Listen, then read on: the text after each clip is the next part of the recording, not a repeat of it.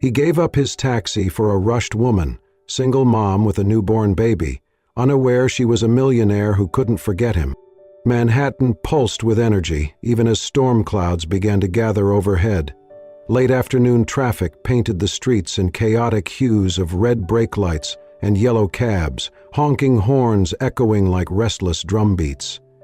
Pedestrians rushed along the sidewalks with heads down, umbrellas half opened, fighting the first hints of rain on their cheeks. The air was heavy, like the city itself was holding its breath. Liam Walker stood on the corner of 5th and East 74th, shoulders slightly hunched under his dark navy jacket. He had just stepped out of an outpatient clinic where the walls were far too white and the questions far too personal. He hated those visits, even though he knew he needed them. 35 years old, tall, lean, with a rugged face that bore quiet battle scars, none visible but all real. His eyes scanned the street with that quiet caution that lingered long after fire and smoke were gone. He raised his arm and waved, catching the attention of an approaching yellow cab. The light blinked, signaling it was available, and Liam took one step forward just as the drizzle turned into a light rain. The driver slowed, pulling toward the curb, and Liam reached for the door handle. He was just about to slide into the back seat when, "Wait, please, wait!" The voice came from behind, urgent, breathless, cracking with panic. He turned. A woman was running toward him, stumbling slightly as she clutched a small bundle wrapped in a pale pink blanket. Her blonde hair clung to her cheeks in damp waves, and her face, pale, frightened, almost translucent in the streetlight glow, was flushed with desperation. She held the baby close to her chest, both arms wrapped protectively around it, as if shielding it from more than just the rain. Liam froze, caught in that split second of choice. She slowed as she neared him, clearly on the brink of collapsing. Her lips trembled, and her breathing came in short gasps. She did not look up at him, not right away, only at the taxi. The driver began to lean toward the curb, impatient. Liam stepped back, then opened the door wider and looked at her. "Take it," he said calmly. "You look like you've been running longer than me." The woman blinked at him, water dripping from her lashes. Her eyes were wide, gray pew like a storm on the verge of breaking. Thank you, I just need to go. Now," she whispered, voice cracking with exhaustion and something that sounded like fear. She climbed in, holding the baby close, her hand gripping the doorframe like it was the only thing keeping her from falling. Liam watched the cab pull away, tail lights disappearing into the rainy blur of the avenue. He did not know her name. He did not know where she was going, but the image of her, so fragile, so fiercely maternal, etched itself into his memory like a brand. A cold gust swept past, lifting the edge of his jacket. He stuffed his hands into his pockets and looked up as the sky darkened further. Thunder rumbled somewhere in the distance. He should have been on his way. His mother's apartment was only a few blocks down, but something in the encounter had pressed pause on everything else. For a long moment he just stood there, staring at the traffic that swallowed the taxi whole. Inside that cab, the woman sat curled around her infant, lips trembling, her hand shaking as she wiped at her cheeks. She did not know who he was. She had barely seen his face, but as the vehicle sped away, she turned to glance back through the misted window. Liam was still standing on the sidewalk, soaked, silent, still watching. There was something about him, something that felt safe. Neither of them realized this moment, fleeting, wordless, soaked in the haze of early summer rain, would be the one they both returned to again and again. It was not dramatic, not heroic, but it was exactly what she needed.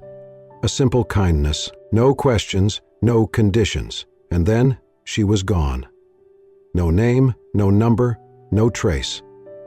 The scent of roasted coffee beans filled the small cafe near Mount Sinai Hospital, where the late morning crowd shuffled in and out, their conversations muffled under the hum of espresso machines.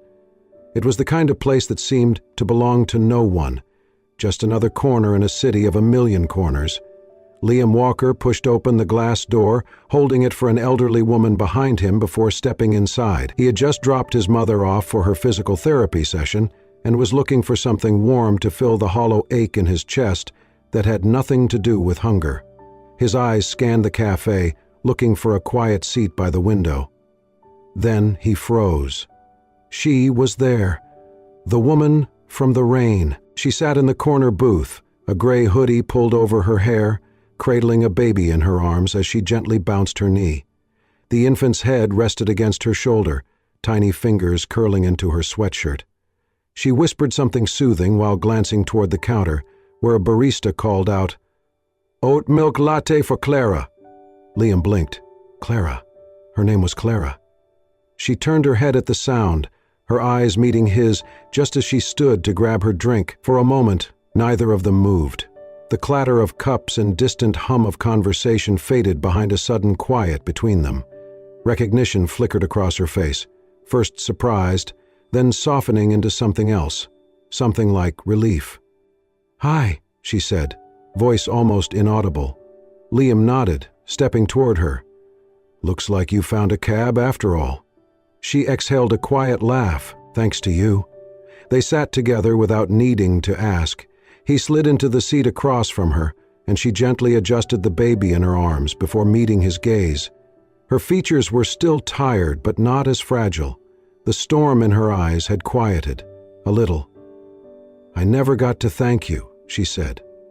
"You just did," Liam replied, offering a faint smile. For a few moments they sat in silence, sipping their coffee.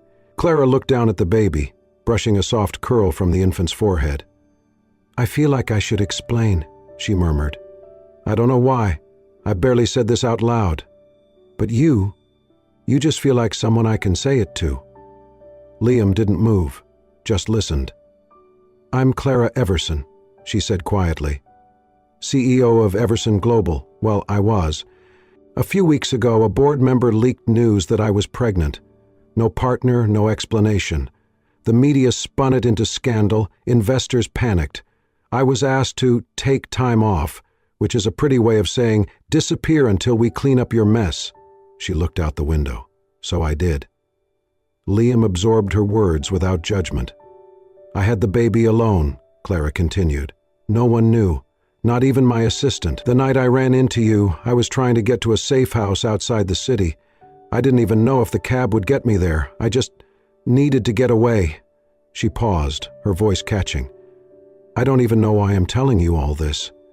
Liam's reply was soft but steady. "Because I'm not trying to fix you. Just listening." She looked at him then, really looked, and there was no pity in his expression, no attempt to offer advice, just presence. "And you?" she asked. "What's your story?" He shrugged gently. "Used to be a firefighter, not anymore." She waited for more, but he did not offer it. She did not press. Outside, thunder rolled across the sky. Rain began to fall in thick, sudden drops, streaking the windows and sending cafe patrons scrambling to shut laptops and grab umbrellas. Clara shifted, pulling the baby's blanket higher. Liam stood up and walked to the door, pulling a black umbrella from the stand. He returned, holding it open with one hand while gesturing toward the exit with the other. "Come on," he said, with that same calm tone from the rain-soaked street a week before. As they stepped out, Liam tilted the umbrella forward, not over himself, but entirely over Clara and the baby. His jacket quickly soaked through as he adjusted his stance, angling himself between her and the curious eyes of passers-by. He made sure no one saw her face. Clara noticed, and in that simple gesture, silent, protective, unasked, something shifted inside her. She looked at him again, really looked, and this time her eyes did not show fear or exhaustion. They showed trust. The clock read 2:13, IEM when the first crack of electricity popped through the silence. A faulty wire behind the kitchen wall, old, corroded, hidden deep in the bones of the rental, sparked once, then again, before catching hold of a curtain's edge. Within minutes, smoke coiled upward like a serpent, hungry and silent. Clara slept on the second floor, curled protectively around Lily, her cheek resting against her daughter's tiny back. The baby stirred slightly in her sleep, unaware of the heat building beneath the floorboards. When the smoke reached their room, Clara coughed once, then woke abruptly, blinking through the haze. She sat up fast. The air already felt thick and her instincts kicked in before her mind could fully catch up. She grabbed Lily and stumbled toward the door, but the hallway beyond was already choked with smoke and flickering orange light. "No, no, no, no," she whispered, clutching her baby tighter. "Not now." The stairs crackled below. Flames danced across the banister. Clara backed into the bedroom, slammed the door shut, and rushed to the window. It refused to open. Her fingers fumbled at the lock, slick with sweat and panic. She screamed, "Help! Someone, please! My baby!" Outside, neighbors were already gathering. Some were filming. Others called 911. But no one moved toward the house. Then a voice cut through the murmurs. "Is anyone inside?" He had been on his way back from a late shift at the driving school when he saw the smoke. He parked halfway on the curb and ran, ignoring the pain that bloomed in his chest. Now, standing before the burning house, his breath caught in his throat. The front porch was engulfed. The windows glowed like eyes. The sound of Clara's voice, faint, cracking with terror, reached him from above. He froze. His heart began to pound, the rhythm stuttering into chaos. Smoke filled his nostrils, and suddenly he was no longer standing on this street. He was back in the past, inside another burning house, another night, another scream, a teammate crying for help, the ceiling collapsing, flames licking the side of his helmet, and his hands, his damn hands, shaking, slipping, failing. Liam clutched at the railing, his knuckles white. "Not again," he murmured, voice breaking. "Please, don't make me fail again." His legs didn't move. His mind screamed to run. But then he saw the shadow in the upstairs window. Clara, holding the baby, pounding on the glass. She looked down, eyes meeting his, wild with fear and pleading. Her lips moved, but he could not hear the words. Still, he understood. And he moved. Liam ran to a nearby garden hose, drenched a heavy wool blanket and flung it around his shoulders. Without hesitation, he barreled through the side entrance, shoulder first into the smoke. Inside, everything roared. Wood groaned above him, heat blistered against his arms. But he pushed forward up the stairs, gripping the rail with one hand and shielding his mouth with the other. "Clara!" he shouted. A faint cry answered. He kicked open the bedroom door. Smoke poured out, stinging his eyes. Clara was crouched on the floor, Lily wrapped in her arms. Her face lit up when she saw him. "Liam!" He crossed the room in seconds, yanked open the window, then turned to them. "Wrap her in your coat," he said hoarsely. "Now." Clara obeyed without question, bundling Lily close. Liam scooped the baby into one arm, then lifted Clara with the other. She gasped, but clung to him. "I've got you," he said, teeth gritted. With both pressed tightly against him, Liam pushed back into the smoke. The flames roared louder now. The stairs beneath his feet shifted, brittle with heat. He did not stop. One step. Then another. Then the floor gave slightly. He lunged forward, crashing through the doorway just as the ceiling behind them collapsed. The world behind them vanished in a roar of fire. Outside, neighbors gasped. Someone screamed. The fire engine had just turned the corner, lights flashing blue and red against the thick smoke. Liam emerged from the inferno, smoke billowing off his back, clothes singed, face blackened. Clara trembled in his arms, coughing, clutching Lily tightly to her chest. He lowered them to the grass before dropping to one knee, breath heaving. Firefighters rushed to them, taking over. One placed an oxygen mask over Liam's mouth. He shook it off, eyes only on Clara and Lily. Clara looked up at him, eyes filled with tears. She tried to speak, but no words came. He had saved them. Again. The steady beep of a heart monitor echoed softly through the dim hospital room. The antiseptic smell, the hume of fluorescent lights, the occasional squeak of a nurse's shoes in the hallway, everything felt sterile and distant, like a world apart from the one Clara had just escaped. Her eyelids fluttered open slowly. The first thing she felt was the ache in her arms, the memory of holding Lily too tight. She turned her head toward the crib by the window. The baby was there, fast asleep, wrapped in a fresh hospital blanket, safe, breathing, whole. Relief swept over her in a single tearful exhale. Then she looked toward the door. Across the hallway, through the open gap between two curtains, she saw him. Liam sat on the edge of a waiting room bench, left hand wrapped in fresh gauze, the other resting limp in his lap. His jacket was gone, his clothes replaced by a simple white t-shirt and scrub pants. His face was streaked with soot and exhaustion, and his eyes stared at the floor, glassy and far away, as if trapped in something only he could see. Clara pushed herself upright, ignoring the nurse's quiet protest, as she slipped out of bed and carefully padded across the cold tile floor. She stepped through the curtain and stopped in front of him. He looked up slowly. "You saved us. Again," she said softly. Liam gave a small nod, but his expression did not change. He looked back down at his hands. "You weren't supposed to be there," he murmured. "But maybe I was—" Something in his voice cracked, not just fatigue, but the weight of something deeper, a truth pressed between his ribs that he had carried too long.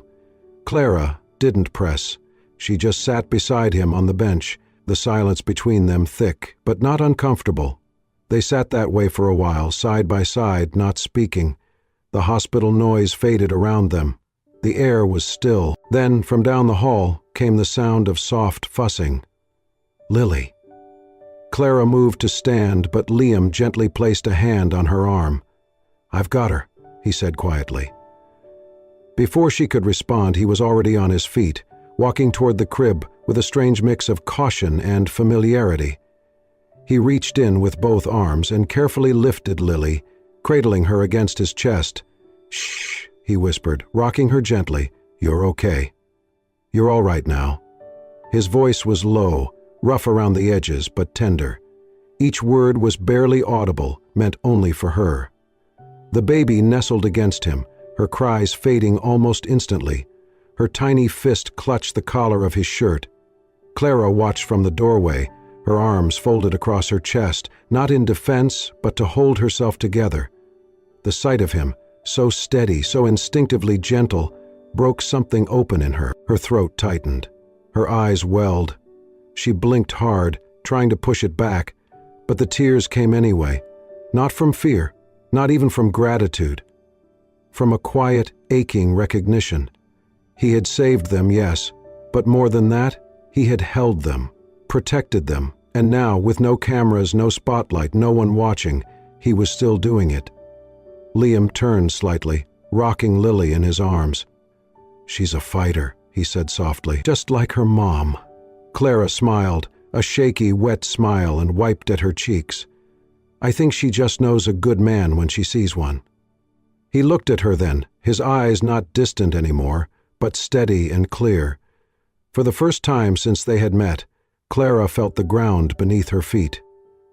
And it felt like home. Dozens of them, spilling from around hedges, out of parked vans, some holding phones, others shoulder rigs and boom mics.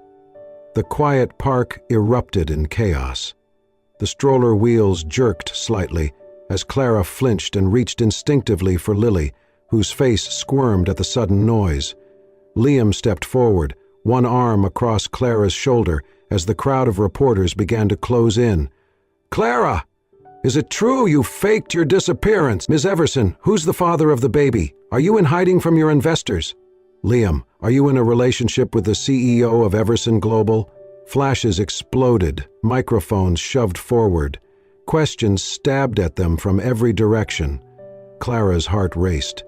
She wrapped both arms around the stroller as Lily began to fuss louder, overwhelmed by the sound and movement. Her mouth opened, but no words came. Fear, hot and immediate, curled into her throat. Then Liam moved. He stepped forward, not with aggression, not with bravado, but with calm, unmistakable certainty. He gently lifted Lily from the stroller, cradling her against his chest. The baby's cries quieted instantly. His other hand reached back and took Clara's, firm but steady. She looked at him, startled, but he only nodded, his eyes unwavering. He turned to face the wall of flashing lights and pointed questions. "She's more than a headline," he said, voice steady and low but clear enough for the crowd to fall silent. "She's a mother, a damn good one, and she deserves peace." Click, click, flash. No one spoke for a moment. The sound of Lily's quiet whimpering filled the air. Liam didn't wait. He turned back toward Clara and began walking, one arm around the baby, the other still holding her hand. His strides were sure, and he didn't look back. He didn't bow his head. He didn't flinch. Clara followed, stunned but moving, her legs barely remembering how to walk on their own. They pushed through the crowd, parting the sea of questions and rumors like a silent force field. No one dared step in front of him. When they rounded the corner and ducked down a smaller path lined with trees, the noise faded behind them. Only the sound of their breath and the rustling of leaves remained. Clara's heart pounded in her ears. Liam stopped under a tree, adjusting Lily's blanket with one hand while gently swaying her. He looked down at the baby, then up at Clara. "You all right?" he asked. Clara did not answer right away. Her eyes studied his face, the lines of concern, the soot-stained memory still lingering in his eyes, the strength in the way he held Lily like she was something sacred. She could still hear the echoes of the reporters' voices, the way they clawed for a soundbite, a scandal, a scoop, but all she could feel was safe. She reached out slowly, brushing a leaf from his shoulder. Her fingers lingered there. "You didn't have to do that," she said, voice quieter than the wind. "I know," he replied, "but I wanted to." There was something in his voice, not just conviction, but gentleness. No agenda, no performance, just truth. For a moment they stood like that. Clara leaned slightly closer, the weight of exhaustion and gratitude pulling her toward him. Her gaze flicked to Lily, now fast asleep in his arms. "You do realize the entire city thinks we're together now," she said, half joking, half testing. Liam looked down at the baby, then back at her, one brow raised. "They might be onto something," he said. Clara blinked. He wasn't teasing. Not exactly. But he wasn't pushing either. And for the first time in what felt like forever, she didn't want to run. She looked at him, truly looked, and this time, her eyes didn't flash with fear or caution. They softened. Because in that moment, she didn't see a man from a headline or a stranger who had helped her twice. She saw someone who stood in front of her, not to shield her from the world, but to walk through it beside her. And in her heart, something subtle shifted. She was not alone anymore. The days that followed unfolded gently, like pages of a story neither of them realized they were writing.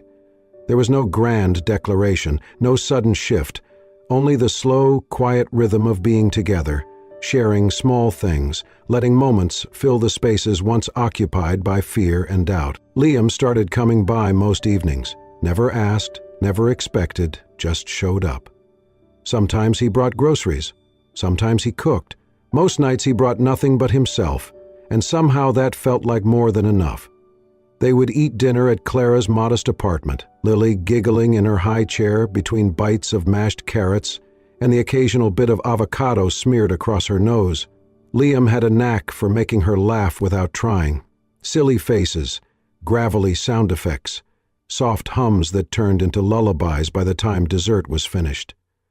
After Lily was asleep, Clara and Liam would move to the couch, sometimes with a movie playing low in the background, sometimes with just their voices. "I forgot how good it feels to laugh," Clara said one night, smiling around the rim of her tea mug. "You're pretty good at it," Liam replied, nudging her shoulder gently. "I used to be. Before everything." She did not need to explain. He never asked her to. One evening, as the sun dipped behind the skyline, casting long golden streaks across the hardwood floor, Liam fell unusually quiet. Clara noticed the way his hands fidgeted with the seam of the couch cushion, the way his gaze kept drifting toward the dark window, as if searching for something far away. "You okay?" she asked softly. He hesitated. "There was a fire. Years ago," he said finally. "A warehouse. My unit responded. We thought it was clear, but it wasn't. 2 of my guys didn't make it. I was the last one out." Clara sat still, not saying a word. "I couldn't save them. I tried. I tried like hell, but it wasn't enough." He looked down at his hands. "After that, I couldn't sleep, couldn't walk into a building without hearing the beams groan or smelling smoke that wasn't there. So I quit." His voice was calm, but each word landed with weight, like stones skipping across a still lake. "I told myself I was done," he continued, "that I'd never run into a burning building again. Until you." Clara reached across the cushion, her fingers sliding gently into his. He looked at her, surprised. "You didn't fail them," she said quietly. "You came back for me, and that means everything." He opened his mouth, then closed it again. The silence between them grew soft, warm. Clara leaned in, resting her head lightly against his shoulder. He let out a long breath, one that sounded like release. That night they sat together until Lily stirred in her crib. Liam rose first, padded softly to the baby's room, and returned a few minutes later with her, bundled in his arms. Clara watched him rock her, his chin resting lightly against her tiny head. The child's breaths slowed, her fist curled into his t-shirt. When he looked up again, Clara saw something new in his eyes. Not the man who had been haunted by what he could not save, but the man who stayed. And she knew. This was not a chapter that would end. It was the beginning of something whole, something chosen, not because of their pasts, but in spite of them. The weeks passed quietly, in the kind of way that felt more like breathing than living, natural, steady, full. Liam continued his work at the driving school, occasionally fixing things around Clara's apartment without being asked. He and Clara had settled into a rhythm, not just as friends or co-guardians of Lily, but something deeper, unspoken, rooted in trust. But despite the peace they were building, there was still one thing that tugged at Clara's heart each time Liam walked home at night: the crumbling apartment complex where he lived. It was old, barely maintained. The stairwell lights flickered.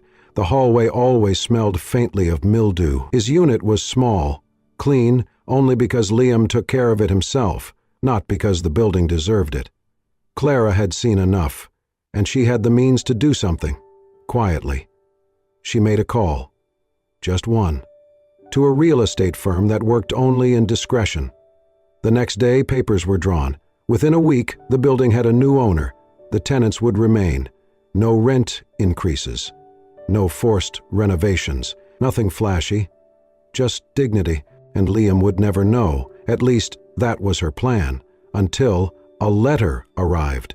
Liam found it wedged under his door one Friday evening. There was no return address, only his name written neatly across the envelope. Inside, a single sheet of thick cream paper held one line of typewritten text: "No one who runs into fire for a stranger should ever worry about rent. C. Heast." He stood still for a long moment, the paper resting in his hands. He read it once, twice, then sat on the edge of his bed, letting out a breath he had not realized he was holding. There was no signature, no logo, but he knew. He smiled, one of those rare, small, almost secret smiles that started in the chest before it reached the lips. His eyes glistened as he folded the letter and tucked it back into the envelope, careful not to crease it. He did not call her. He did not ask questions. He did not mention it the next day when he showed up at her apartment with coffee and muffins. But when Clara opened the door and met his eyes, he held her gaze just a second longer than usual. And that was enough. She knew he knew. And he knew what it meant. It was not about charity, or pride, or payment for saving her life. It was her way of saying, "I see you. I value you. You're not alone." It was love, spoken not in words, but in action. And Liam understood that sometimes the greatest kindness came quietly, needing no spotlight, no acknowledgement. Just 2 people choosing each other.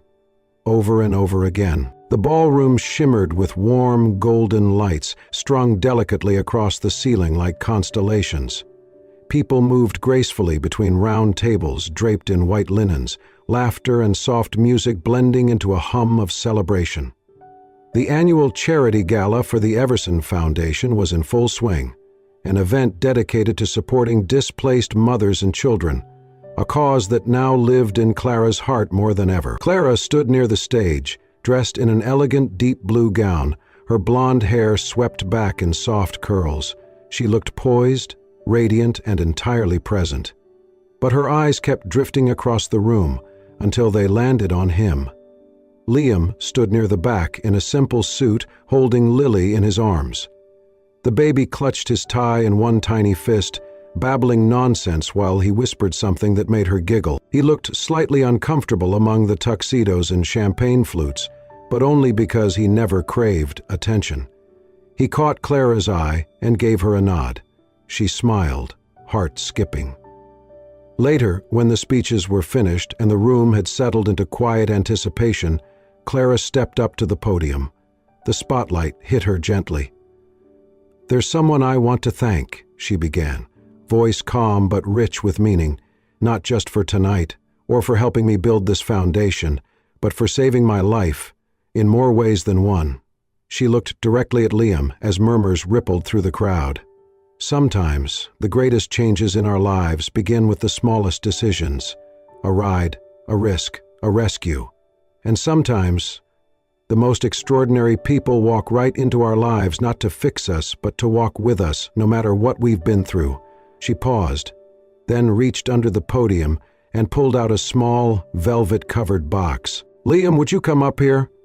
There was silence as Liam hesitated, then moved slowly toward the stage, Lily still nestled in his arm. When he reached her, Clara handed him the box. He opened it. Inside was a single silver key, a small photo of the three of them, Liam, Clara, and Lily on the couch, laughing, and a note in Clara's handwriting. "You gave me a ride to safety. Now let me drive you home." Liam looked at the photo, then the key, then at Clara. His voice, when it came, was low and certain. "Only if you'll be there. Every night." Clara's eyes brimmed with tears, a smile breaking wide across her face. "Always," she whispered. The room erupted in applause, but to Liam and Clara, the world had narrowed to just the two of them, and the tiny heartbeat between them that made everything else make sense. As Liam held Lily close and reached for Clara's hand, the lights dimmed slightly.